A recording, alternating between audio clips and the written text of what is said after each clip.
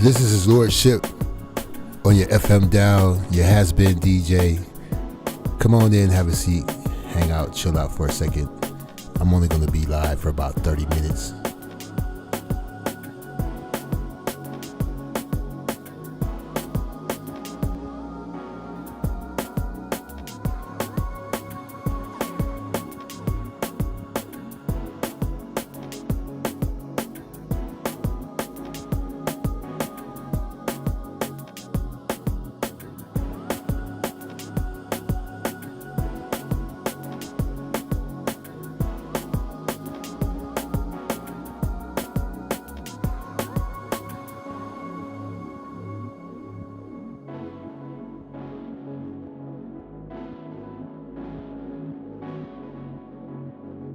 I don't know how you can see all this graphics, all this filmmaking and film production, including music and everything, and think I was a DJ.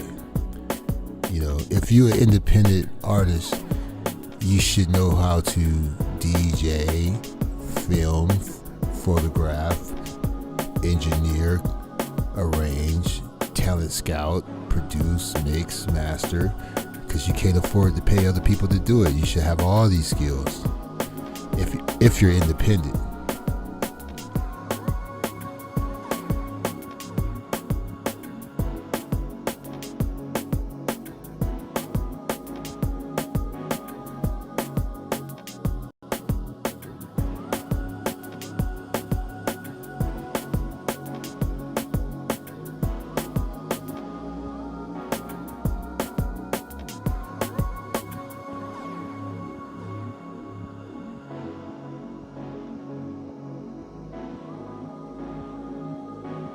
Well, what do we have here?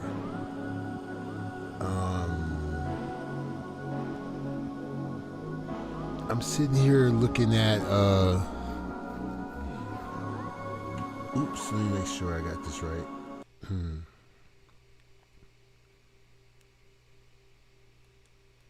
I'm sitting here looking at Fayetteville,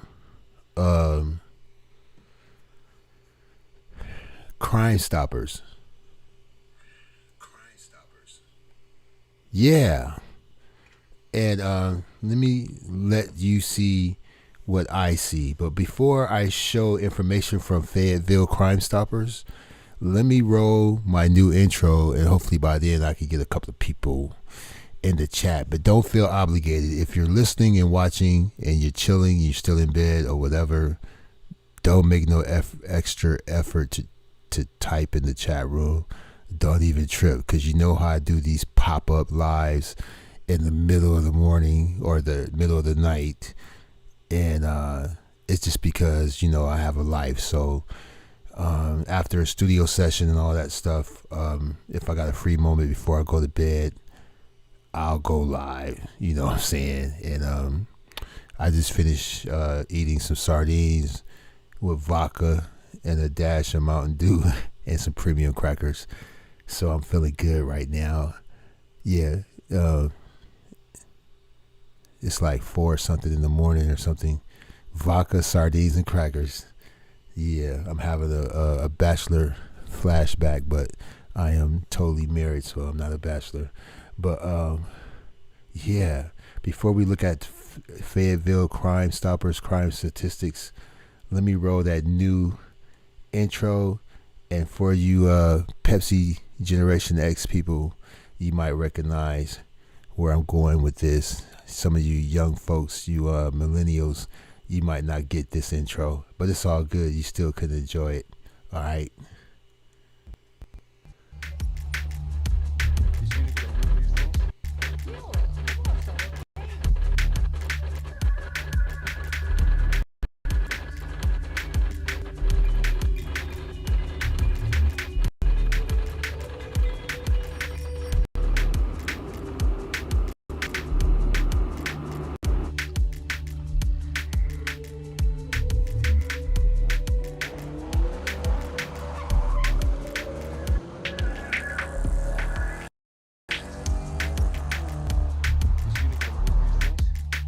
His Lordship, Mad Gentlemen, we can rebuild him. We have the technology. We have the capability to make the world's first Ebonic man. His lordship will be that man. Better than he was before. Better, stronger, faster.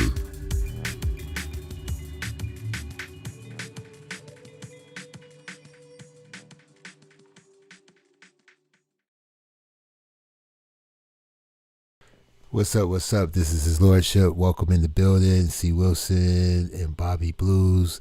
A couple of days ago, I crashed into a chain, and my left leg is a little sore, the muscle, and so I got the idea of doing the Ebonic Man intro and changing it to the Ebonic Man, and I got the idea from that. I was like, damn, what if I lost my leg? And I'm surprised that both legs didn't get injured. I'm surprised that I didn't flip over the chain, but the chain knocked me back like a slingshot. It was weird. It felt like I hit a force field. It felt, because I was on Catholic church property, it felt kind of spiritual the way, that I hit the chain and bounced back, and it felt like I hit a force field, and it felt like I was being checked, like, hey, don't be disrespectful. You know what I'm saying? It was a trip.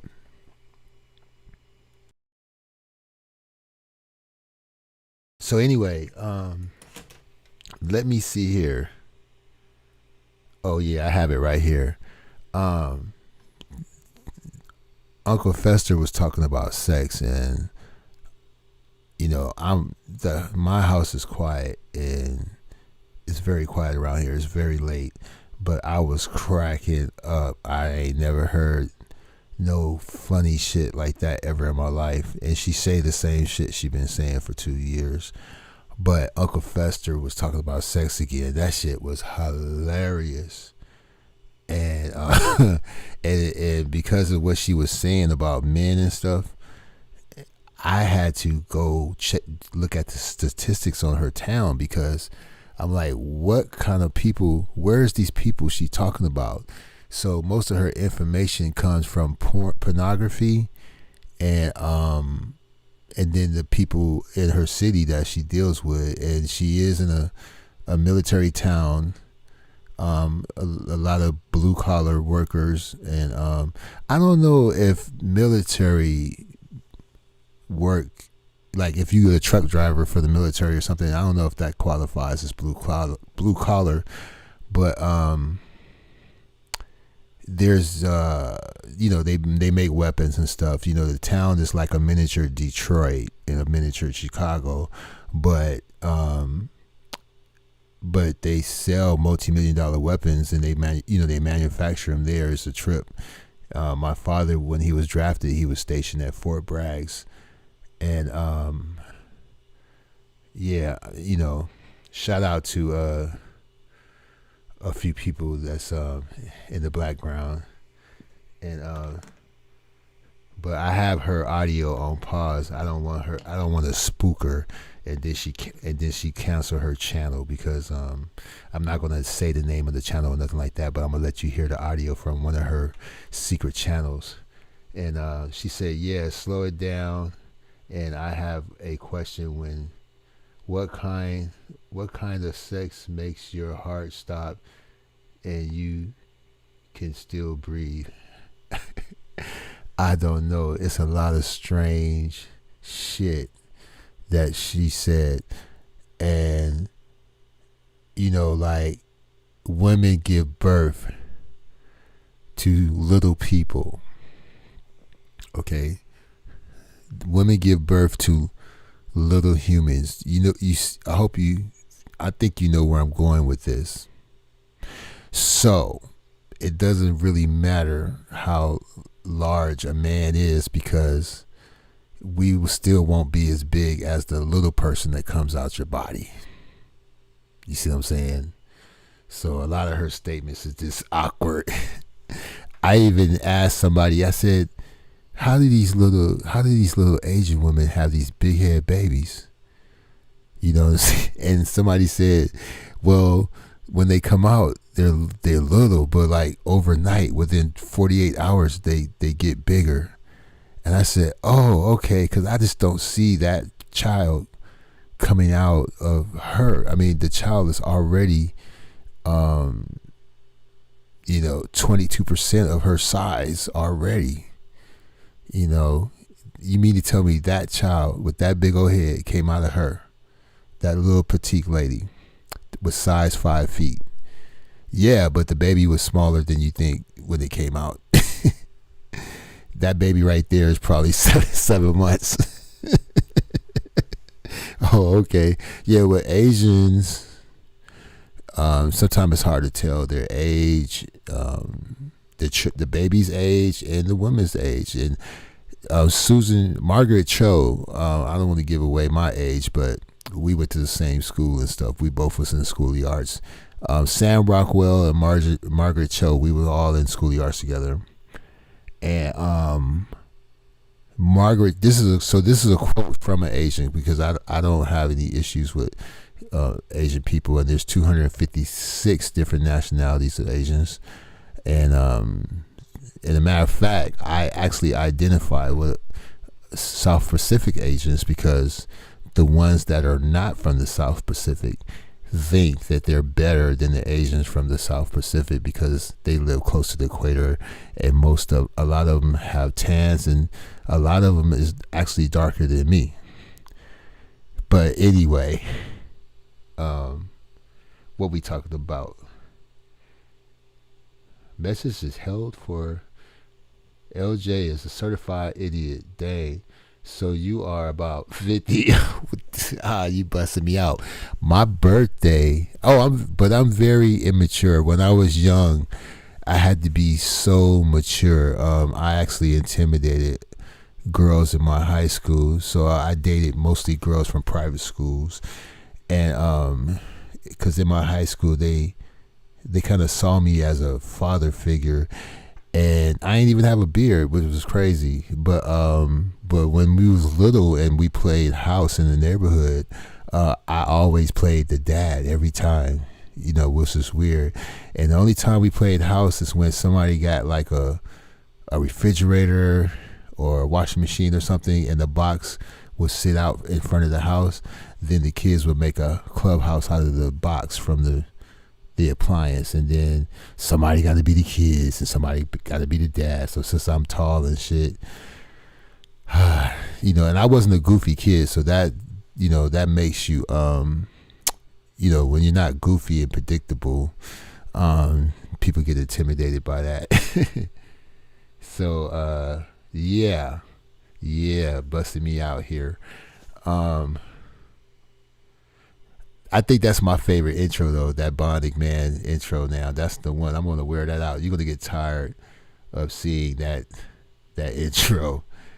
I'm going to wear that intro out. So the taller you are, the harder you fall. Exactly, because one time I was walking down the hill and I slipped. And you know what's worse? You know what's really bad about falling? When you're 6'4", I ain't trying to give the feds my exact height, so I'm not really 6'4". But you will fall 6 feet if you fall as tall as you are. So I remember I had on a khaki off-white trench from Banana Republic, and I had on some loafers or something. And I'm going down the hill, and the sidewalk was kind of damp, and I slipped. And a lady shorter than me tried to help me up. That's when it's really embarrassing, when a lady try to help you up, and then she's shorter than you. And then when you stand up, she broke out with some bottled water, and said, "Hey, you want some? You okay?" I said, "Yeah." And I took the water, and I just was cracking up. And then one time in my own tub, I slipped in the tub and banged my knee against the wall, the shower wall, and I tried to grab the shower curtains to break my fall, and I fell in the tub with the shower curtains on top of me. And my son and my wife opened the bathroom door, and my son was looking to see what happened, and I was just cracking up. I was just embarrassed. I'm like, look at my son. See his daddy bite the dust in the being tall and stuff, over 200 pounds. It causes quite a sound effect. Yeah. And so I don't know what to do. I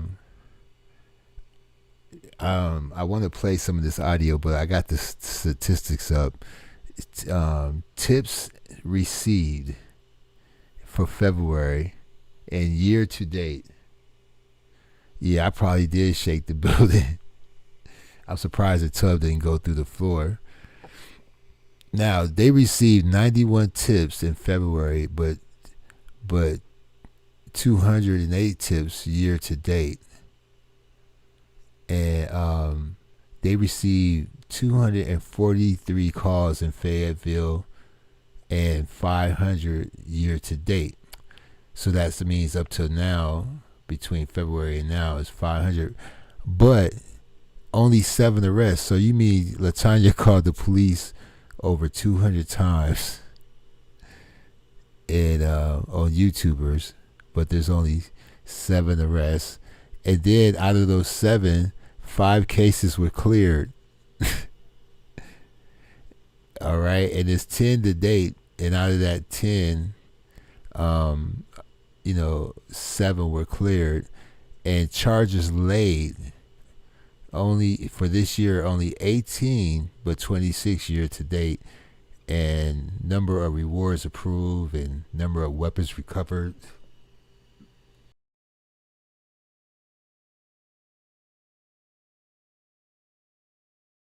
Yeah, Fayetteville is very interesting. 1 out of 24. I haven't read that statistic since last year, but 1 out of 24 is at risk for property theft or property damage.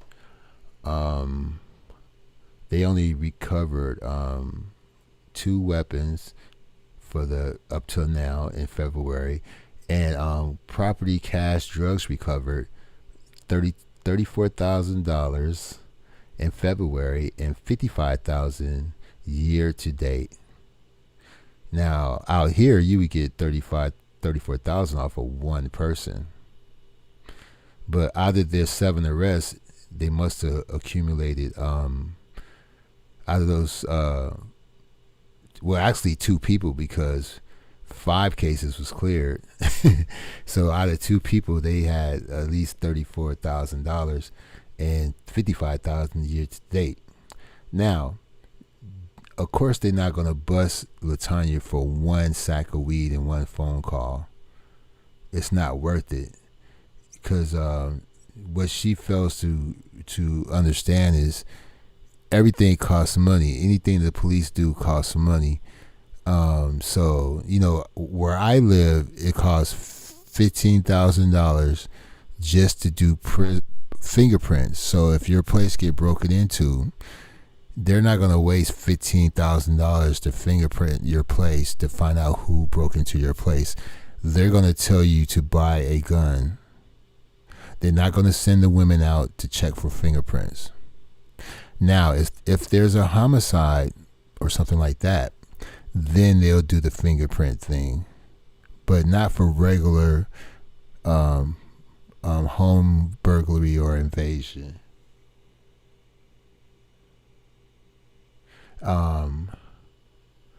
So let's look at what's been going on in her community, in her city. It is always 1 black person and 1 white person working together. I know this too. We got Ashley and Derek holding it down. We got Jamar and William holding it down. We got Keontae and Latrice holding it down. We got Maishan and Julian holding it down. Now this guy, Julian, I recognize him. His pregnant girlfriend was murdered. They was living in a tent. His girlfriend was a black lady who was only 4'9", but he wasn't blamed for the murder. And Sherman and Jeremy holding it down, and Candy and Joey. Yes, I'm in a petty mood today. But now Latricia, now I'm just looking at this for the first time. Latricia seems very interesting. You know, because her hair is very similar to Uncle Fester. And like I said, I'm in a very petty mood today. Latricia D. Persal. You know, what's up with her? She the same age as LaTanya, just 1 year off. Wow. Interesting. Larceny from a merchant by removing an anti-theft device. 2 counts. Fayetteville, Cumberland. If you see something, say something. Oh, they make you take the wig off at the booking. Okay. Because I don't know. And if you do know, I'm not going to judge. You know what I'm saying? And I'm not going to just pick on the black community. Let me see what Ashley talking about. This is Fayetteville. She 33. Larceny of a motor vehicle, 2 counts. Possession of a stolen motor vehicle. Yeah. Wow. Let's look at these statistics, though. I thought there would be more statistics. That's not. Oh, you watch a lot of First 48. I seen something about a guy who had an Asian wife, and his son. You know, his son from his previous wife was riding a skateboard or something on the 2nd floor and went over the rail and grabbed the chandelier and fell to his death. And I think he blamed that on his second wife, and I think he arranged his brother to kill his wife, but they made it look like a suicide. And when it was all said and done, it was deemed as suicide, but I think she was murdered, because there's no way you could tie yourself up with your hands behind your back and your ankles tied, and then you jump off the balcony yourself and hang yourself. I don't think so. And then your brother ain't been by your house in a long time, and he come to visit all of a sudden, and then you leave, and your brother's a fisherman, and the same type of knots that they had on his second wife, it was fisherman knots. So these were specialty knots. They didn't want to say it, but it was actually the type of knots you used to hang, to lynch someone, because they used to use those boating type of, the people who know how to tie good knots, they into sailing, and I was in the Sea Scout, so I know exactly what they're talking about. And so they hung her off the balcony, and her sister believes that it was murder, it wasn't suicide, because her sister was very religious and they don't believe in suicide. And he said that it was in her culture, they do, when they disappoint the family or something like that, or she felt guilty about the child dying, that it was a mercy killing. No. But, this guy was rich, and, everybody in the Masonic order or whatever, so they was willing to go along with the story. And he got off, but he gonna pay later. I don't know if you saw that on First 48, but the lady from the OJ trial, she was hosting the show when they told that story. Yeah. So possession of a firearm. William H. McDougald II had possession of a firearm by a convicted felon and assault with a deadly weapon inflicting serious injury. Now, did Latanya go after these people, or did she see these people on the street and call the authorities or anything like that? I don't think so. Let's see what old Julian was up to, because he looked serious. He looked like he in a cult. Oh, habitual larceny, 2 counts. Okay. Yeah.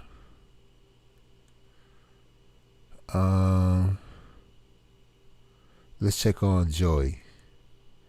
Joey looked like he ain't no joke. He is no joke. No joke Joey. Breaking and entering a motor vehicle, larceny of a motor vehicle, and felony possession of a stolen property.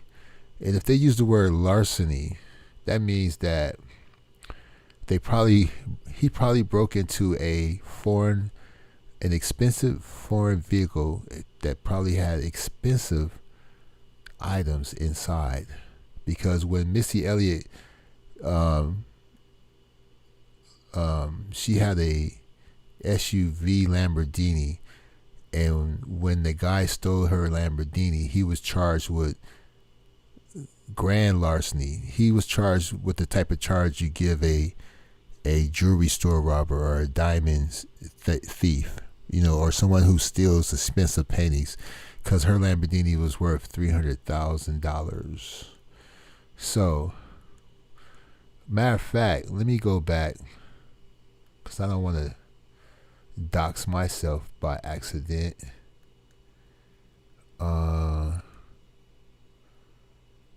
Let's go to Crime Stoppers active events.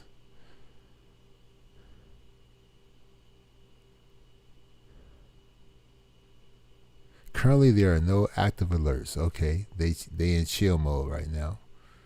Okay.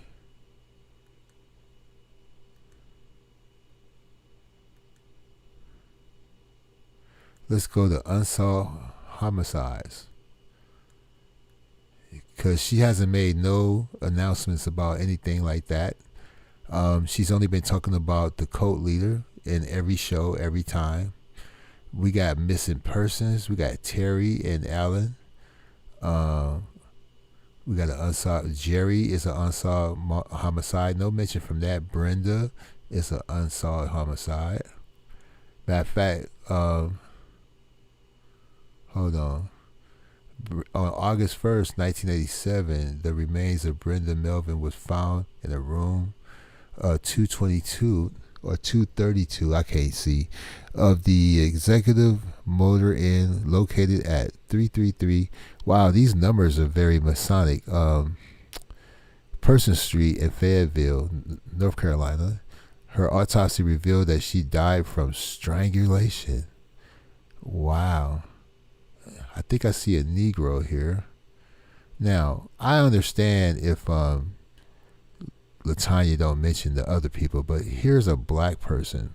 Now, like I said, she goes after Eligio, which people should go after him, but you don't have to lie and make up stuff and try to get clout by fucking with him.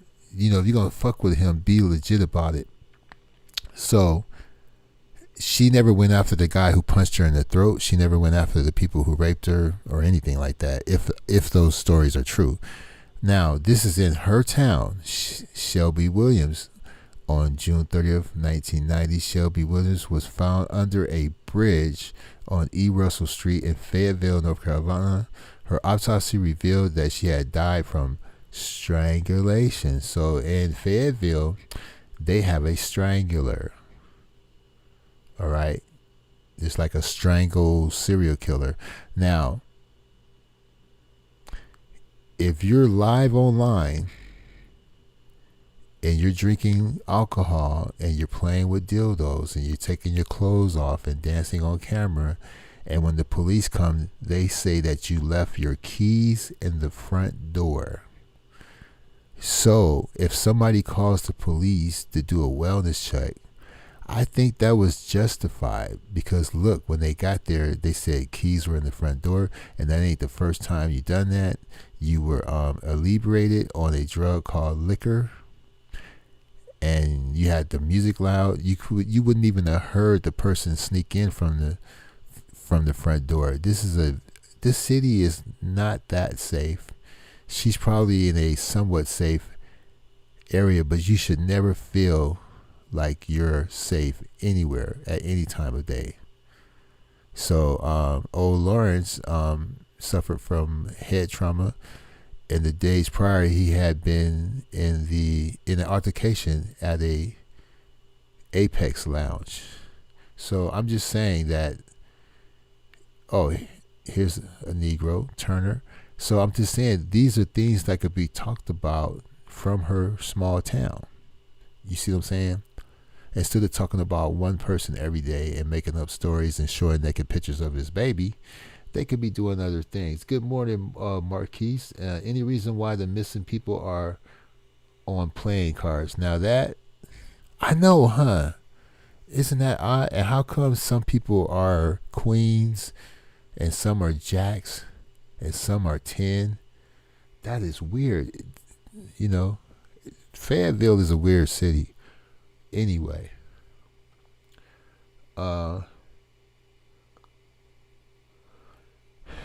what's up, Bright Street in the building? You know, did you catch that intro? Did you catch that intro? Let me rock that intro one more time.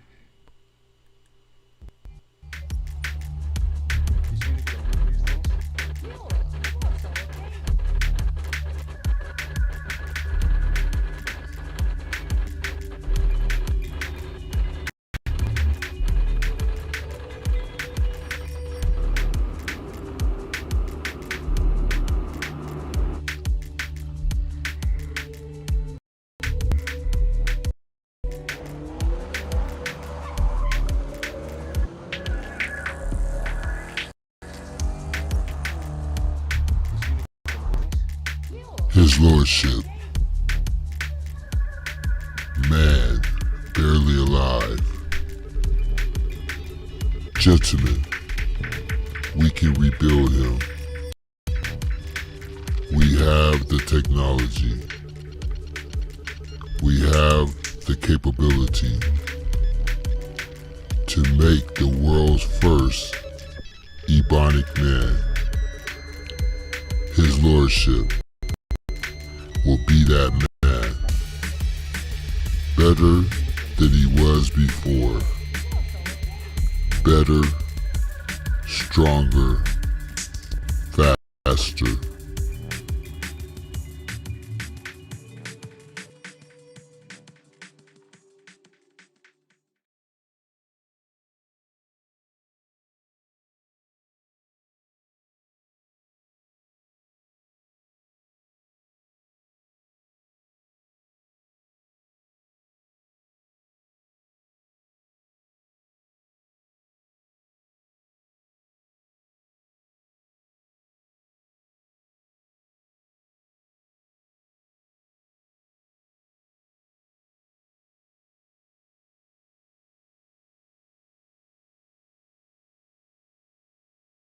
Yeah, and if you want to see what inspired that intro, just look up the Bionic Man, $6 Million Man.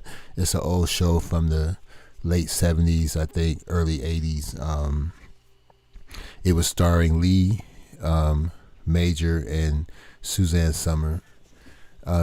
Suzanne Summer became the Bionic Woman, and in 1994 they did a movie called The Bionic Man and Bionic Woman together. I don't know what the title was, but I just watched it yesterday. So anyway, where's my other device? Oh, it's right here. But yeah, why are they on a deck of cards? That's odd. Here's a brother, Robert Berry.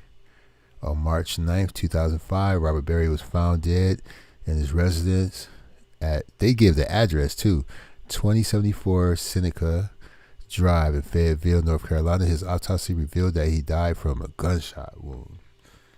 You see what I'm saying? $1 billion man. Yeah, you know what's funny is thanks man. Thanks, Bright. Oh,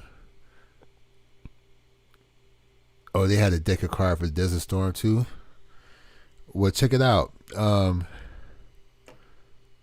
forgot my point now.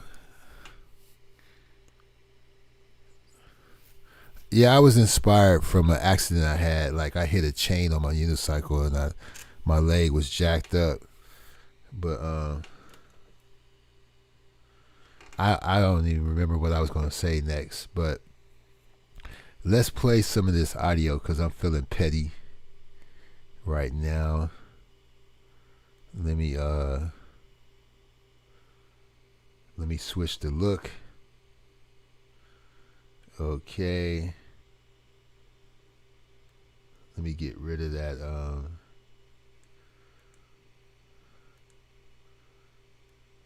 I don't have any interns, so you have to bear with me.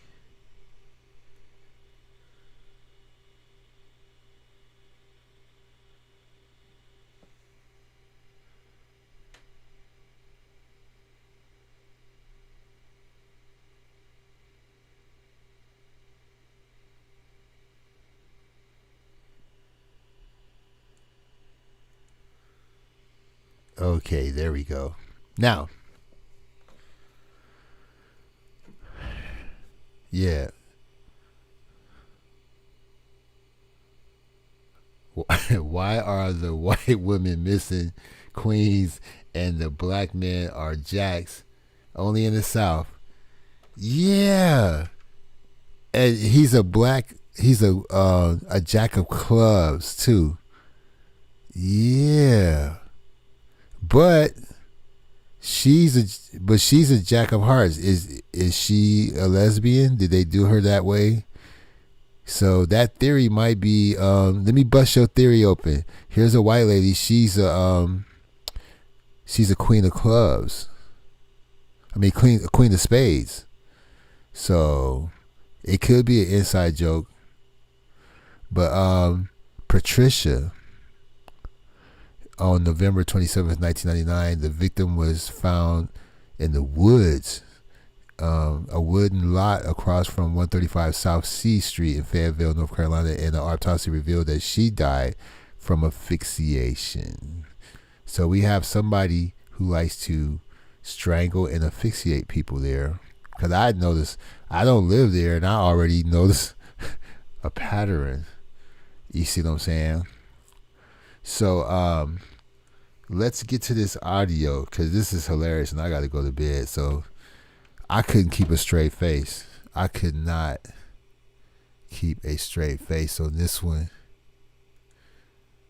And once again, Fayetteville ranks 32 in the nation's education, and it might be lower than that. It might be down to 39 because I'm trying to figure out where did this lady get her mentality from. And how can she make assumptions on how men feel about their own sexuality, their own sex organ, and how does she think whatever her experiences are with sex and her own sex organ is the same for every other female? And she claims to be into Kama Sutra, but never read the actual documents. Never. Because if she read the documents, it contradicts what she says publicly. When she named how many sex positions there are and how many vaginas there are and how many penises there are, the information on Kama Sutra disagrees with that. And what else? One of my go-to books for sex, especially when I was young, was Masters and Johnson's book on sexuality. They even had a series a few years ago about the Dr. Masters and his assistant, Mrs. Johnson. But she must have missed that series. I mean, she's a couch potato. She's all messed up because she watched too much TV and stuff. And she never heard of Masters and Johnson. and she never heard of the book of Kama Sutra, but yet she's an expert on sex, an expert on Kama Sutra. I just find this very odd. I don't get it. You know what I'm saying? And she speaks so matter of factly. She's just into the sexual positions because she's just into the pictures because she can't read and comprehend. So, but she don't even know who put the pictures there. The pictures didn't come around until some guy in Europe tried to find a clever way to bring pornography back into society, because in the UK or London, in London particularly, pornography was banned. So they had to turn a book into a literary document, and all he did was take Sanskrit that was thousands of years old, that didn't have no pictures because it's hard to draw pictures on Sanskrit. He added the sexual images and positions to the book, and since he had a degree in, he was considered a Asianologist, just like somebody is considered an Egyptologist. So this non-Asian was deemed an expert on Asians because of his scholarship. And so when he added the imagery to Kama Sutra, real culture and history, it was valid in their eyes. And then when the internet came along and stuff, and these magazines like Cosmopolitan and stuff, they didn't give a fuck. They just took those pictures and ran with it. You see what I'm saying?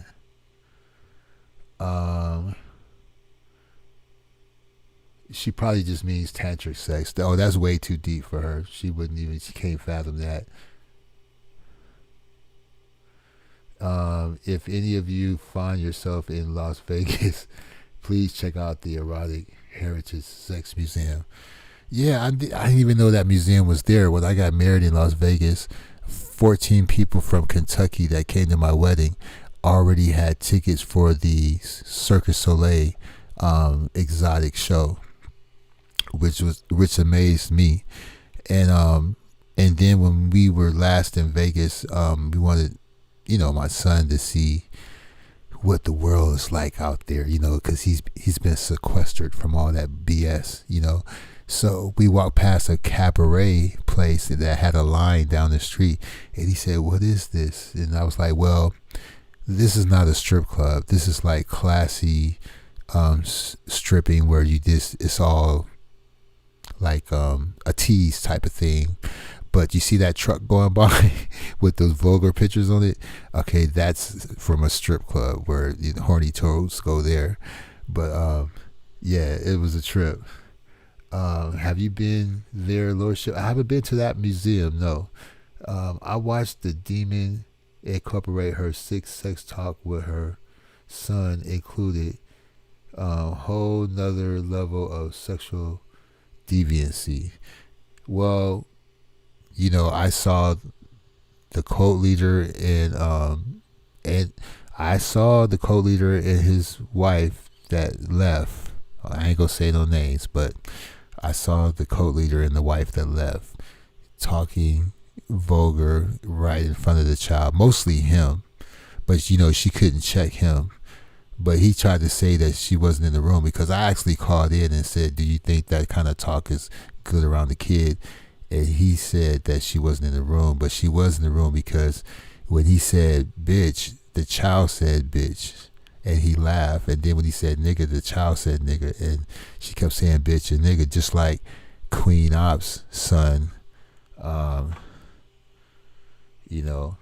I got a soundbite from Queen Ops and her son. Listen to this. Hold on. This shit right here is typical of Queen Ops. And if you get fucking the coronavirus, then what? You early enough. Sit back. Fuck you. Excuse me? That's not funny though. That's not funny. But look, in case you missed it, hold on. Because you're leaning up, and if you get fucking the coronavirus, then what? You early enough. Sit back. Fuck you. Excuse me? You hear that? And nobody has a problem with that. That's normal to many, many, many people. That's normal. Matter of fact, I was criticizing the way Nature Boy talked around his children or his child, and I was making a note of that to a content creator, and she said, well, I don't have an issue like that because I talk like that around my kids. And that lady temporarily lost her kids shortly after making that statement. I ain't gonna say no names on that, but I did talk to her in her chat room. So let's go over to some of the bonded statement. I can't keep a straight face. I'm gonna try so hard not to laugh while I'm playing the audio. Let me see. Most were white women. I only recognize Mary Kay. It's more like the origins of sex throughout history. They happen to have an exhibit on how many teachers have been convicted for sex with their students. Wow. But when it happens to a man, they make a joke out of it. It's like a badge of honor. This guy told me how his babysitter who was pregnant molested him, but he told the story like a badge of honor, and I just couldn't understand it. And then another guy told me a story about his cousins.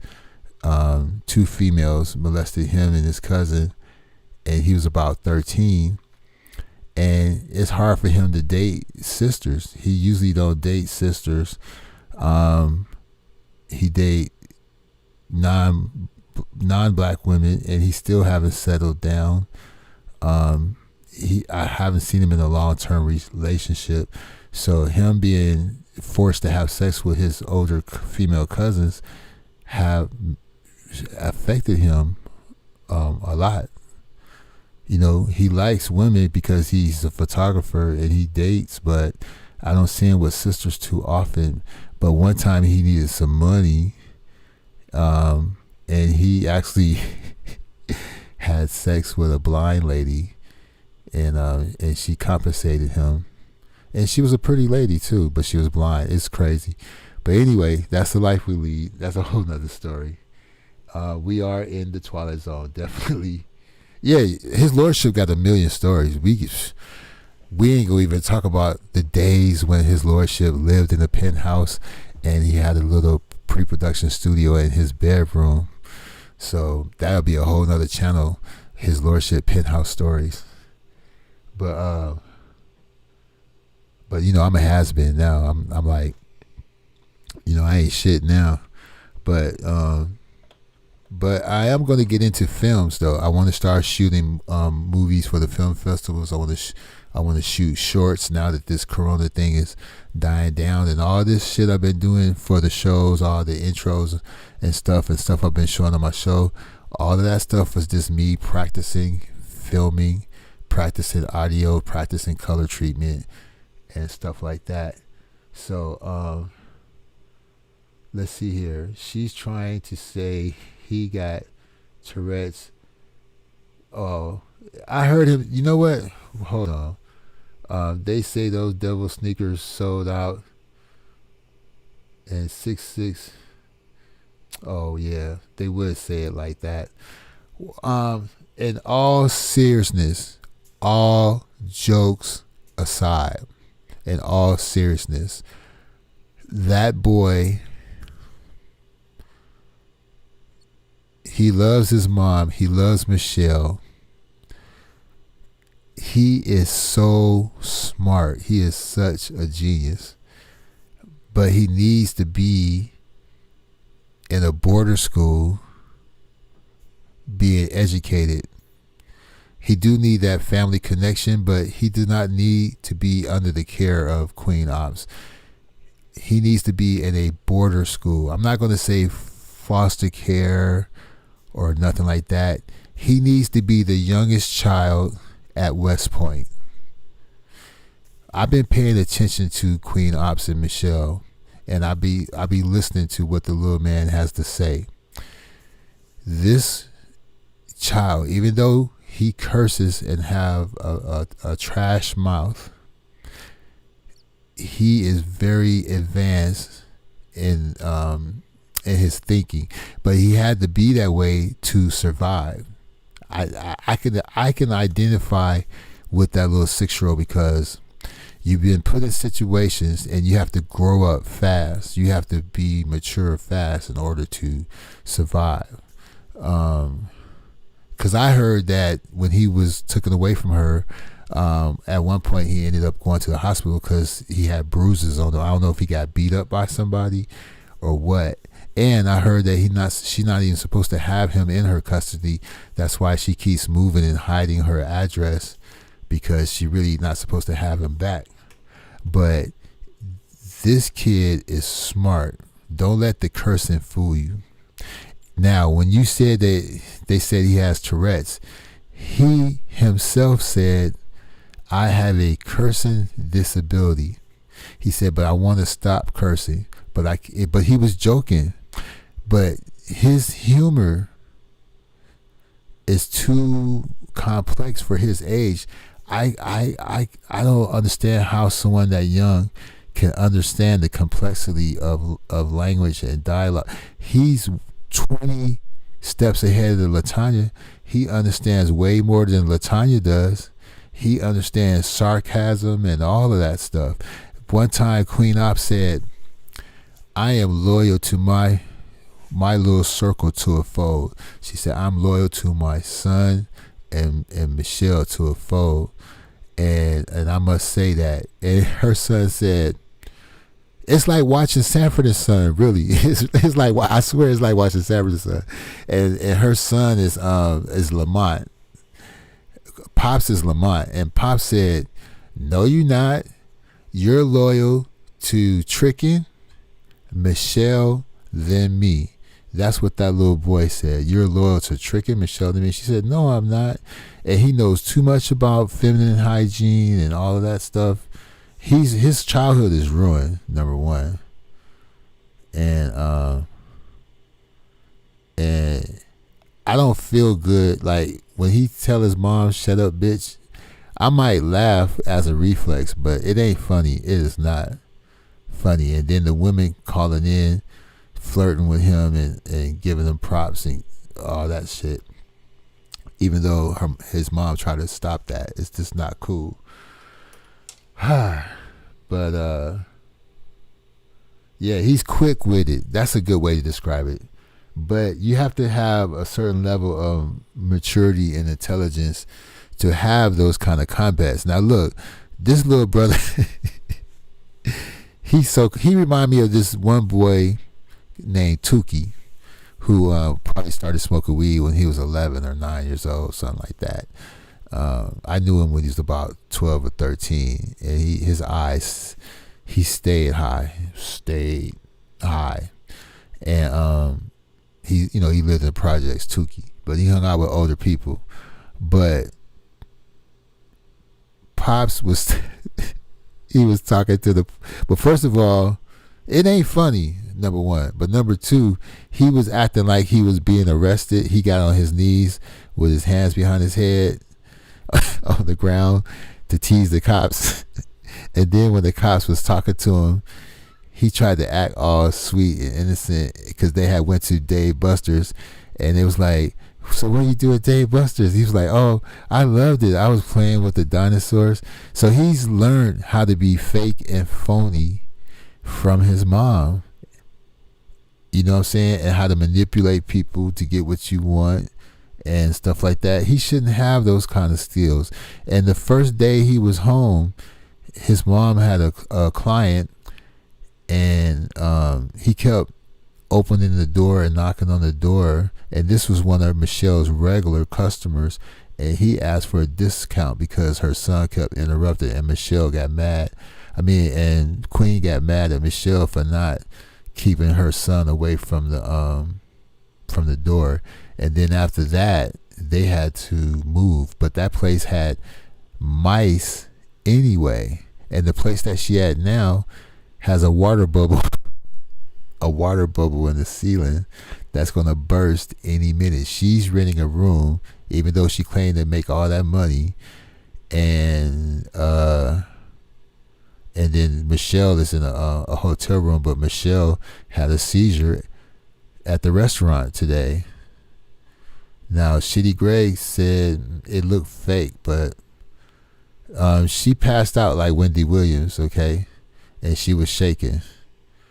Let's see here.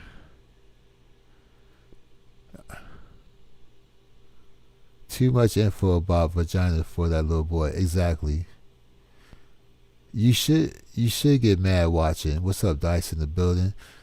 The crazy part about the woman calling him flirting with that little boy. I was just saying the same thing. But I see that Queen tried to put that in check though. She said he's a little boy, but you let him talk like a man, just like Lil Chucky.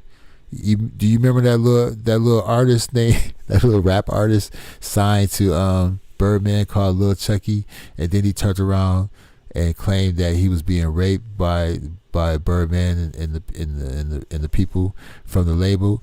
When he was on the Breakfast Club, his father was his manager / bodyguard, and Charlemagne and them were asked. Charlemagne was asking Lil Chucky adult questions and asking if he was a virgin and all kind of stuff, and the father just in the background smiling and grinning, and he didn't put that in check.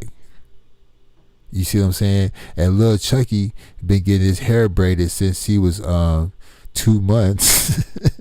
So his hairline looked like a Klingon. Lil Chucky looked 37, and he's only a teenager. You see what I'm saying? And whatever was being done to Lil Wayne when he was young or whatever, Lil Chucky was supposed to be the replacement, I guess. Lil Chucky claimed that he was tied to a desk in Cash Money's office at the record studio for 3 days, and he claimed to be molested at the recording studio for 3 days. I don't know if that's true or not. I don't know. I don't even know if y'all heard that story. But the crazy part is the women calling him flirting with that little boy is dad. Little boy is dad. If it was a man flirting with somebody, like a little girl, they would crucify him. Exactly. And I don't care what anybody say, it's still pedophilia. If a grown woman is coming at a little boy, there would be no different. Exactly. I hope he meets his older brother or sister, because that child was given up for adoption, and I think Shell is the placeholder for that child. Oh yeah, like a substitute, like a surrogate child figure. And I wonder how that young boy is going to be in the future. Well, really, she's not supposed to have him. That's why she's bouncing from place to place. And how old was Lil Chucky? I think he was around my age, so I didn't know this. Lil Chucky was young. Lil Chucky was young when he was on the Breakfast Club. That interview is still up, you know. But Lil Chucky looked like the missing member of the Gap Band. He looked like he was he played the cowbell for Cameo. And when Cameo go live, he looked like he set up the drums for the Ohio Players when they were at the wine festival, the Jazz Fest in Canada, Montreux Jazz Fest, son. Yeah. You know, let me see what's on TV up in here. Let me see what's on TV. Then I'm going to go to bed. Let me see what's on TV. Let's see. Let's start at the bottom. Episode 1. Looking at the space program and seeing nobody that looked like me. There were no women in the early program. There were no minorities that were involved in the program. Things have changed quite a bit, thank God.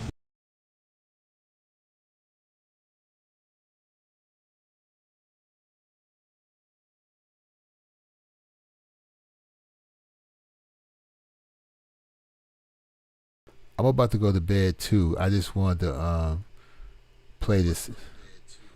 I just wanted to play this soundbite. You know, I got a picture of Apollo 13, and I don't know if the other Apollo missions had the same ship or the same size hull, but that door is only 2 feet wide, and I got a picture of a man with just a shirt on peeping inside the space capsule, and but when the astronauts have on the suit with the camera and the air pack, they're 3 feet wide. How in the hell they got in and out of that capsule? And Apollo 13, I don't know how they made it home and went around the moon and came back. I just don't believe it. And in that little clip, he said that they had to use the ship that they would have landed on the moon with, and it was only like 4 pieces of rental wrap thick. And if they stepped in the wrong place, they could have put a hole in the floor of the ship. And the ship is only like 3 phone booths put together, and it's only designed for 2 astronauts, but it was 3 in there. And you want me to think that they went through the upper and lower Van Allen belt, and they was able to stay safe outside the magnetosphere? See, they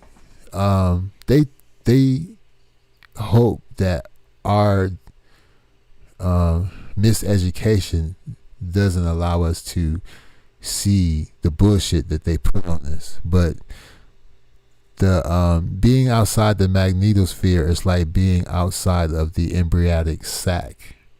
So if there's a solar flare or anything, you're toast.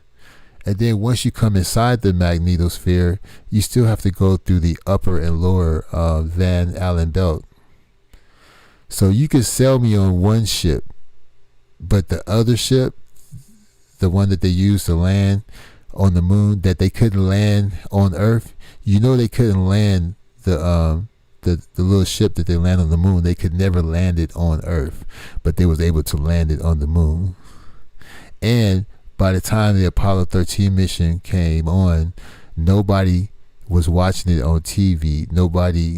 People went back to watching All in the Family and in the sports games and stuff. Nobody even cared about Apollo 13.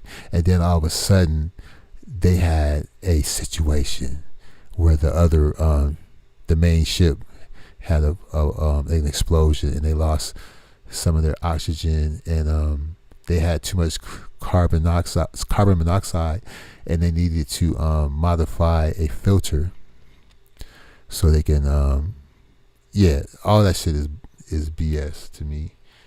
And then they had to guide the ship back to the Earth to land in the ocean, and if they were just off by a few degrees, they would have burnt up or bounced off our atmosphere and got lost in space. No, that was all bullshit. So I wanted to play that little clip. I'm gonna play that little clip again. Okay. Looking at the space program and seeing nobody that looked like me, right?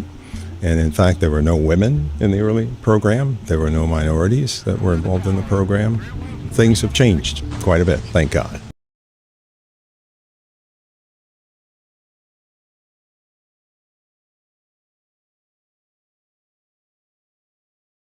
You know, as an astronaut, one of the things that you aspire to do, of course, is just to get to space, right? So I had done that a couple of times, but the ultimate is actually to go out and put this space suit on, which weighs about 350 pounds, and open the hatch and walk out for the very first time. And so I get to the door and I look down, and what do I see is this Earth down below me, right? Moving at 17,000 miles per hour. I paused a little bit, and of course my EVA guy said, why are you doing that? And I said, oh, nothing. That's nothing. But what I was getting over was the sensation that the Earth was going to pull me down, and the other is just the movement, just the sheer movement across the ground was incredible. At 17,000 miles an hour, we go around the world every 90 minutes. Right. And we get to see a sunset or sunrise every 45 minutes.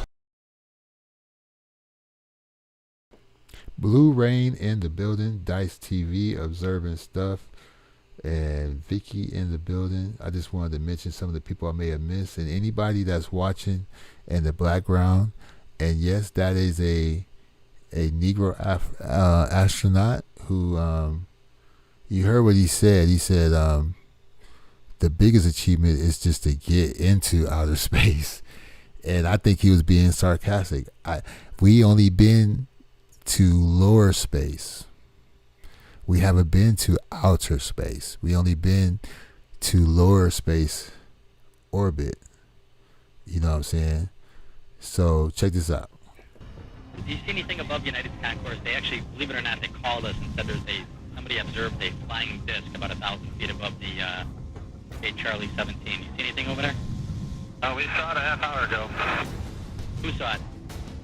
A whole bunch of us over at the Charlie Concourse. Really? You guys did? Who's this? The United Taxi Mechanics.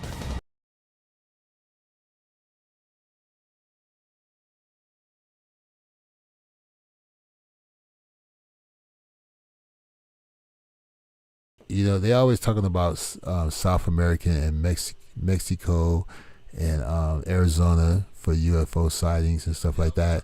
But believe it or not, Chicago's airport, Chicago be lit for UFOs. But let's see what, I think this is a soundbite about from the Apollo 13 mission. Let me see. Some tabloids even named him the missing link between the Neanderthals and modern humans. He was found to be living in the valley of Dadis, near the town of Skora in Morocco during the 1930s. Azo has since become surrounded by speculation. Though it's widely thought he suffered from a type of microcephaly, his origins have become a story of legend. One of the most common is that Azo was an ape-human hybrid. It was first thought that a human had mated with a species of ape, which then resulted in the creation of Azo. His characteristics resembled that of an ape and not of a human, with a clear mental deformity. He lived in a cave, fed on dates, berries and other dead animals, and used primitive tools while communicating via grunts, rather than any known human language. His forehead was sunken and his arms were long, almost down to his knees. In 1956, the French writer Jean Boulet, alongside ethnologist Marcel Gomez, went to study the case of the Moroccan ape man. While they studied him, Azo unfortunately died at 60 years of age, but his alleged sisters, Hissa and Hakaya, lived on. Scientists concluded that the three siblings suffered from a case of microcephaly, but their cases are still widely speculated. So this was the clip that I was looking for, but I played the other clips because it was also something interesting, food for thought for you to check out. You know, yeah, they try to say this black man might have the DNA or be the prototype or the image of the missing link between man and ape. But we don't know if it's propaganda or it's a theory or if it's valid or wishful thinking. I remember when National Geographic found the bones of Dikiki in the Ethiopian desert, and on the cover of the magazine they did an artist rendition of what it may look like, and of course it looked black, but it also looked like a kind of like a monkey too, and a monkey baby, and you know, I was offended and intrigued at the same time. But this is the Apollo 13 clip I think I was looking for. Let's see here. Looking spidery type vehicle. The crew compartment had no amenities whatsoever. It didn't even have seats. The skin of the crew compartment was about 12 thousandths of an inch thick aluminum. That would be like 3 layers of Reynolds wrap put together. You could easily, if you were careless, put your boot or your foot right through that wall. Yes, that's right. If someone moved their foot the wrong way, It could puncture the craft and their oxygen could escape and they'd all die. Meanwhile, on... Okay, now check this out. I'm going to end this show with this right here. I have a picture of the hatch from Apollo 13. And this is it right here. Now you can see, I don't know if it's the angle of his body or whatever, but he does not have on the spacesuit, and it's a tight fit for him to go through that hatch as a civilian, as a person in regular clothes.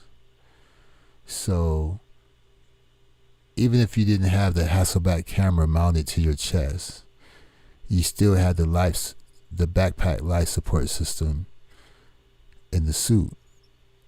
But 2 out of 3 astronauts had the Hasselblad camera mounted to their chest, especially on the first mission to the moon. That makes your total width 3 feet. And inside the ship, you only have the room of 2 phone booths put together. And if you make a wrong move, a bad turn, you might hit a switch or knock out a cable or a tube and kill yourself. And you mean to tell me they went to the moon like that? The spaceship only had room, a very little wiggle room. All right. And then when on the Apollo 13 mission, they didn't even have enough room for everybody to be strapped safely until it was time to use the capsule to break through the atmosphere. But going around the moon and going back to Earth, they didn't have no heat or nothing. You know, they were just floating inside of a metal aluminum box. You know, the black astronaut said it weighed 350.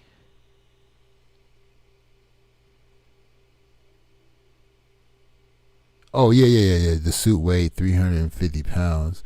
But when you're weightless, you know, hey. But look,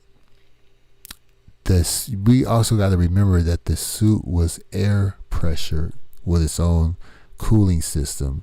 And one astronaut, there was a leak, you know, because the cooling system have liquid, it has to disperse somewhere, just like an air conditioner.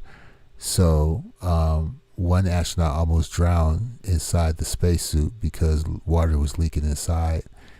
And it happened during a spacewalk, I think. And so he had to find his way back inside blindly. But now, believe it or not, all the spacesuits have snorkel gear. I wonder why. Because when they practice spacewalks and stuff, they do it inside of a huge pool. And then they simulate being in space, and they have a green screen, and then they have people wearing black outfits so they can edit them out. And everything that they have in space, as far as the station, the moon, and stuff like that, the craters or whatever, Tranquility Base, they have a full-scale replica right on Earth. They even have an exact duplicate of the rovers. Even the new rover with the helicopter, there's an exact duplicate on Earth. So when Apollo 13 had that little problem to raise the ratings for the TV coverage, they had a replica of everything that they had in the ship, and they came up with a scheme to help their situation. These people want to move to Mars, though I'm good.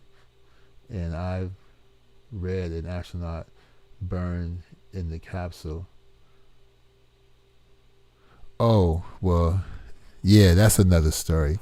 There was a whistleblower astronaut that it's not funny. There's a whistleblower astronaut who burnt in a test launch along with 2 comrades. Now the 2 comrades had to burn also so it wouldn't look like murder.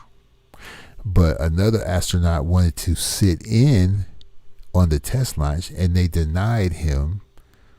And you mean to tell me, with the budget that NASA has, and they have hundreds of engineers, their only excuse why that astronaut couldn't sit in on the test launch was we didn't have a microphone, a headset microphone set up for him, so he can't sit in. Now, you can't just call an engineer to come up and install the headset microphone for him. So when they did the investigation, they said that they were dead before the explosion, that they died from some kind of poisonous gas, and then after they were dead, then the fire started, the explosion. But that same astronaut did a press coverage prior to that, and he came out and put a lemon on a rope, and he hung it from the top of the limb, and he went up to approach the podium, and he said, this shit ain't gonna work. And that Bugs Armstrong couldn't even land the thing on in Arizona. And you know, all these pilots are hotshot test pilots for experimental military planes and stuff. So when they survive these test flights, their ego gets huge. So that's the theory, that he was murdered. Of course, he was deemed as an accident, but the first black would-be astronaut died testing a plane, and we think that was murder also. He usually is the head pilot, but he rode shotgun, and when they ejected from the plane, the first pilot was able to eject straight up in the air, and the second pilot, which was the black guy, the plane had turned sideways, so he ejected out sideways. And because the whole thing was top secret, as far as I know, they went up to him and shot him in the head and said that he died from head injuries from the wreck, because he would have been the first black astronaut. And then the second one, and he actually designed the way the space shuttle landed, but the second one, Kennedy insisted that he be in the space program. He would have been the first, but when Kennedy got shot, the black guy retired because he didn't want to go out like the first one, and they had to make a deal with NASA. They had to let in 7 other unqualified white astronauts to let in that one, to open the door back open for that one black astronaut. And the only reason they was trying to do it is they was trying to one-up Russia. But they wasn't going to be able to one-up Russia because America had Jim Crow at that time, so it didn't matter if they let a black astronaut into the program because America was still treating blacks fucked up, and Russia was 20 years ahead of America in the space program. And if Russia didn't go to the moon, you can't go to the moon because Russia had a better rocket scientist than America. So yeah, I'm missing all the text.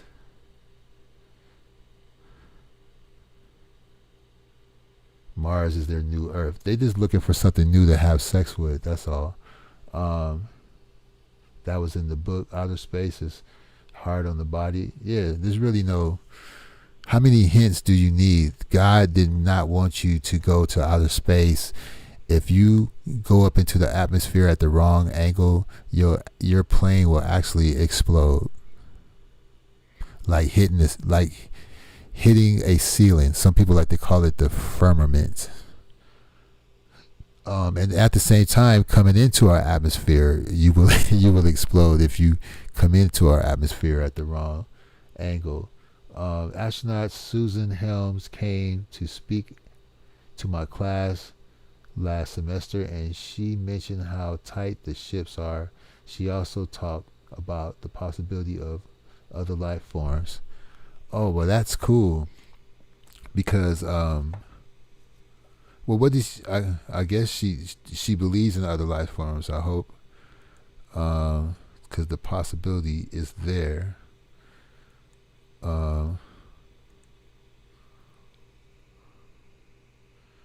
Hold on one second.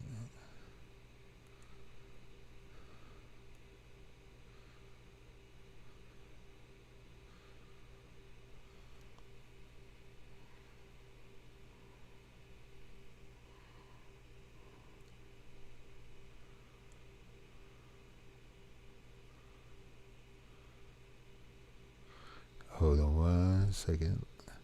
This is a one-man show.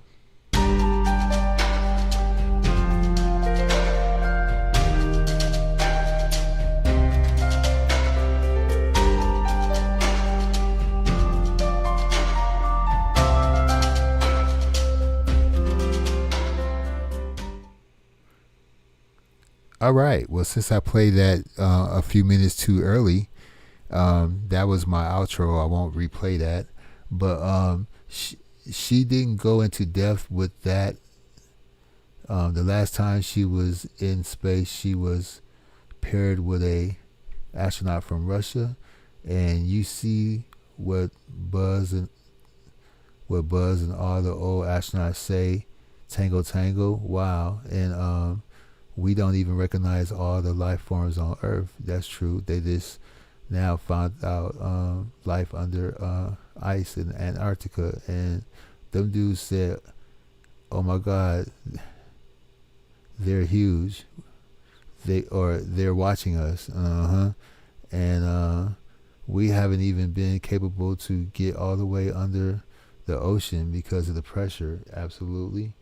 And she alludes to it, but didn't really get into the topic. And they have moments of honesty. Like one of the astronauts was on the Kelsey Grammer show, and Kelsey had gave him the mic to speak on the radio on the show, on the sitcom, but Kelsey got into the argument with the manager of the radio show, and they're talking, and while they're talking, they're missing the astronaut saying some of the most profound statements in space history. But because it's a sitcom comedy, and you were distracted by Kelsey and his manager talking, you miss what he said. But whatever he said it really wasn't scripted. He was really speaking like, one day, our government will be honest with us about what's really going on out there. He said they're going to be I'm paraphrasing, because he also said the same thing at a graduation when they removed the cloak or the great reveal. You know what I'm saying? Is the Tic Tac real or fake? I don't know what that is.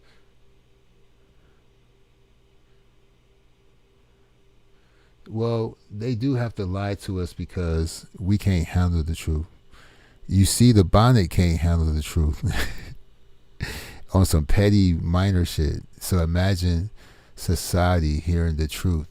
They slowly conditioning us to the truth with the movies. That's what the movies are for, to slowly bring us around to the realization that the universe is bigger than we think, and we're being treated like you say it's openly now. And you remember some of the of her conversation, she mentioned the Space Force that Trump's talking about. Well,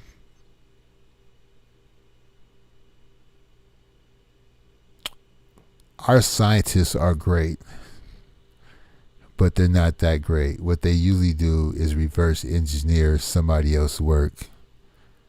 So some of our greatest things, we didn't come up with it. Like night vision and fiber optics and stuff like that. That was a gift. I'm sure the aliens crashed ships on Earth on purpose to give us, they kind of cheat. They probably have some kind of code where they can't really mix with us because we don't need to advance too quickly. But sometimes they crash a ship and we get technology from it. They go against their leaders. But I think that the aliens, if they exist, they look at us as a primitive society, just like some people off in the New Zealand jungle, and they don't want to disturb our growth, and they actually surprised that we haven't blown ourselves up yet. I think they're very impressed that we haven't used the nuclear power and stuff that we have to wipe ourselves completely off the map we haven't used that to destroy ourselves yet. So that's a good sign for humanity, I think. Look up Tic Tac. I'm gonna have to do that. I can't do that right now. I need to look up Hit the Sack right now, but I will look it up when I wake up. Well, the people who fund these projects ultimately have the power of revealing this information. Yeah, that's why I watch Linda Moulton Howe. She usually reports on current UFO events. She used to be on the Art Bell show as a guest. And another guy who used to report on Mars, he's probably deceased now or very elderly. I haven't seen Linda Moulton Howe do a live in a while, so I hope she didn't catch corona or took ill, because a lot of these people with this information, like Art Bell and his guests, are very elderly and they're dying left and right, just of just living life, But the movie Mission to Mars was based on a regular Art Bell guest. I think his name was I can't think of his name, but he was like a Mars expert, and he used to have a lot of theories about Mars and texture heating geometry. Yeah, Linda Moulton Howe has a she has a YouTube channel that she go live on, and her moderator is cool.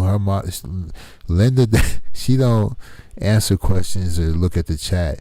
She has an assistant that greet people in the chat and answer any questions or refer questions to Linda to answer if she can't answer, or if Linda is not off on her thing. But yeah, Linda, I never really knew what she looked like, but she has cats. She's a cat lover, and they be walking around her office while she's live, and she's really cool.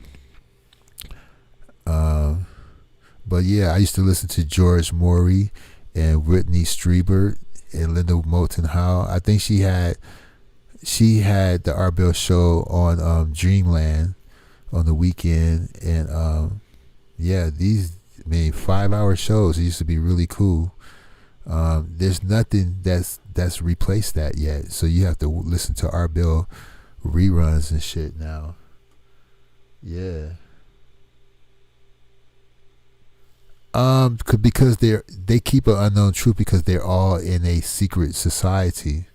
See, you're sworn into a secret society, so everybody keeps the big secret. But only a certain amount of people are that know. There's a lot of people that don't know.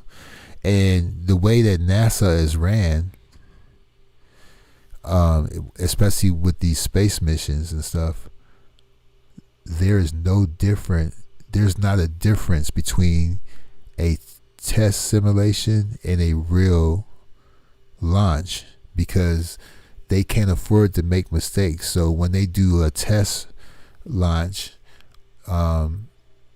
it's exactly the same as the real deal. So how could you tell if something is fake when there's no difference between the demo and the real thing? As a matter of fact, where the rockets used to launch from, they have subwoofers and speakers to enhance the sound of the rocket takeoff. They use special rocket fuel to make the flames brighter, and then the ship takes off slow just for television. See what I'm saying? It's all bullshit.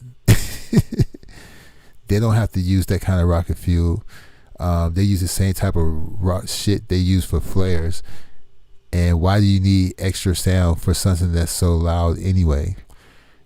To be honest, if they really was going to the moon, they would need 2 rockets on the ship the size of the Empire State Building.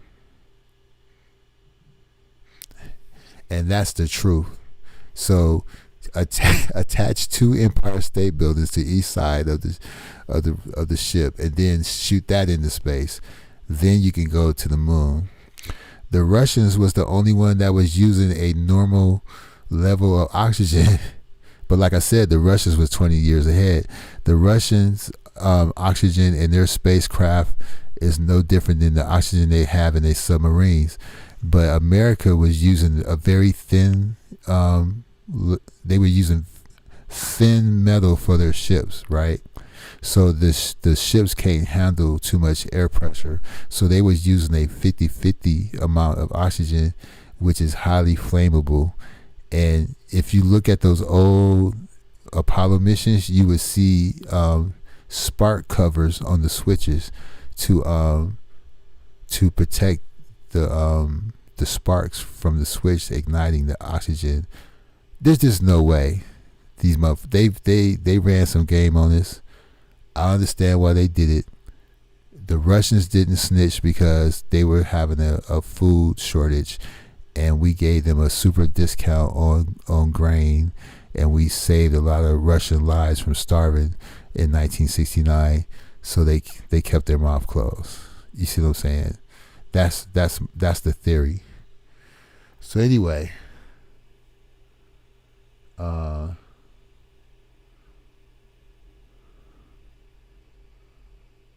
you guys are having a deep conversation in the y'all having deep conversations in the chat. Now, I'm not an expert on anything. I am a student of life. I am still learning, and nothing I said is written in stone, and I can stand to be corrected, and I can concede to a fact. So if I do sound condescending or arrogant, it's only because I have the rare ability to concede to a fact, and I have the humbleness to stand to be corrected, and will acknowledge that. And a smart person knows that he knows nothing at all. You see. So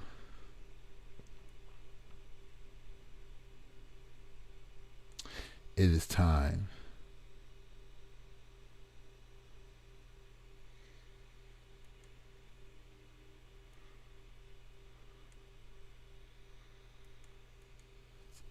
It's that time.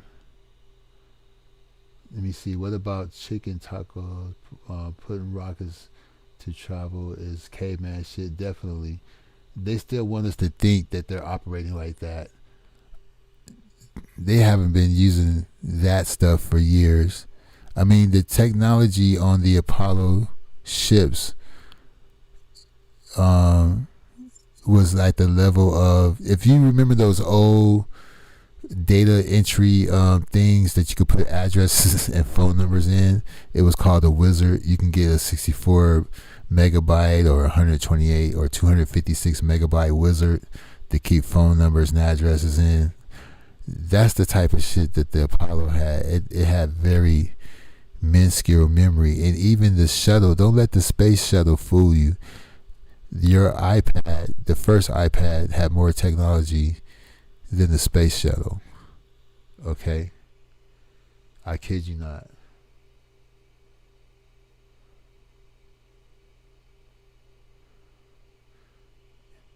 I just got through eating sardines, crackers, and vodka with a dash of Mountain Dew. So, 0 point energy is real. I'll take your word for it. But I'm trying to hit the sack. Do you know what the scientists keep data of?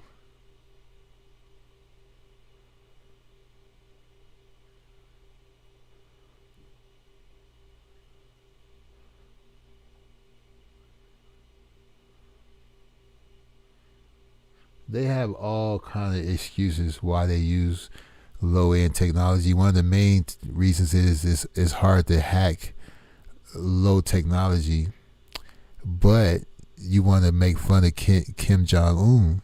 Kim Jong-un is using old technology for his his nuclear weapons defense, but America used old technology for the space shuttle and stuff like that. They don't have all the pretty features that Elon Musk have, and you know, it's Hollywood now, but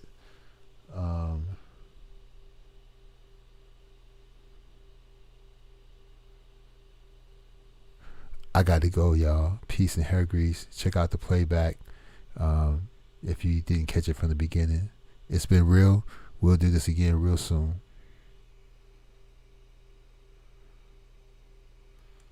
向往的远方，精彩的世界，有多少人想要，又有多少人敢要？